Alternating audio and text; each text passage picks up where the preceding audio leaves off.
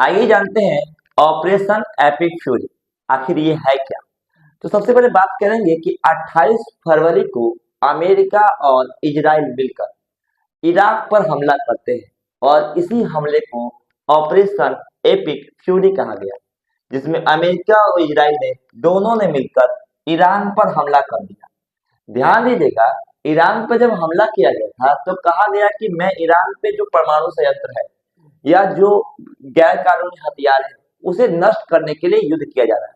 लेकिन इस युद्ध में अली खामेनी को मार दिया गया। ईरान के जो सुप्रीम कमांडर थे उन्हें मार दिया गया और उसके बाद जैसे ही डेथ करते हैं उसके बाद उनके जो पुत्र थे जिनका नाम था मोजतबा मोजतब्बा खामनेई, यानी ये बनते हैं अगले सुप्रीम कमांडर।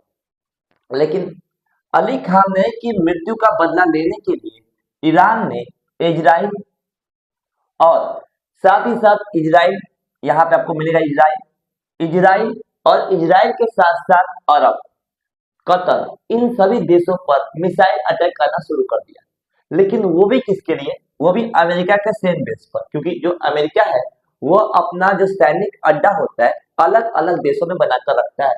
उन्हीं अड्डों पर बमबारी करना शुरू कर दिया। किसने?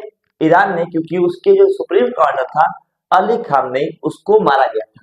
इसी के तहत ईरान ने स्टेट ऑफ हार्मोज, ये स्टेट ऑफ जो हार्मोज है इस रास्ता को बंद कर देंगे। अब ध्यान दीजिएगा, हमारा भारत यहाँ पर है और इसी के रास्ते से होते हुए हमारा पेट्रोलियम भी क्या आता है? हमारे भारत में आता है। तो कहीं ना कहीं अगर ये रास्ता बंद हो जाएगा तो भारत में पेट्रोल आना समस्या हो जाएगा, क्योंकि हम रूस से पेट्रोल लेने के लिए पर्वत तो पार करेंगे नहीं, हम यही रास्ते से होकर आगे से रूस से तेल लेते हैं। अगर बात करें अमेरिका से लेना होगा तो बहुत हमें दूर जाना होगा, तब जाकर हम यहाँ से अमेरिका से लेंगे।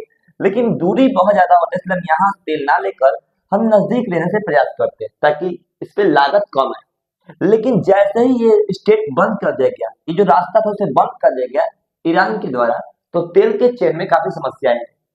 केवल ईरान की वजह से जो खाड़ी देश थे, जो अरब कंट्री थे, वहां भी कहीं ना कहीं पेट्रोलियम की समस्या देखने को मिला। वहां पेट्रोलियम तो पर्याप्त मात्रा में है, लेकिन केवल क्या पेट्रोल पीजिएगा? आप कोई ना कोई वस्तु खाइएगा तो पेट्रोल बेचेंगे तब ना पैसा आएगा, तो पेट्रोल जाएगा ही नहीं तो फायदा होगा नहीं। तो कहीं ना कहीं इन दोनों के संयुक्त युद्ध की वजह से अलग अलग देशों को इन समस्या का सामना करना पड़ रहा है, जिसकी वजह से पेट्रोलियम और एलपीजी गैसों के जो समस्याएं हैं उसमें वृद्धि हो रही है। लेकिन हमारा जो भारतीय संबंध है इन सभी देशों के साथ अच्छा है। हमारे द्वारा ईरान से कहा गया कि हमारे पेट्रोलियम को भारत आने की अनुमति दीजिए, तो ईरान ने भारत के स्टेट ऑफ हार्मोन से होकर पेट्रोलियम को आने की अनुमति दे दी, जिसकी वजह से भारत में पेट्रोलियम और एलपीजी की पर्याप्त मात्रा पहुंच चुकी है।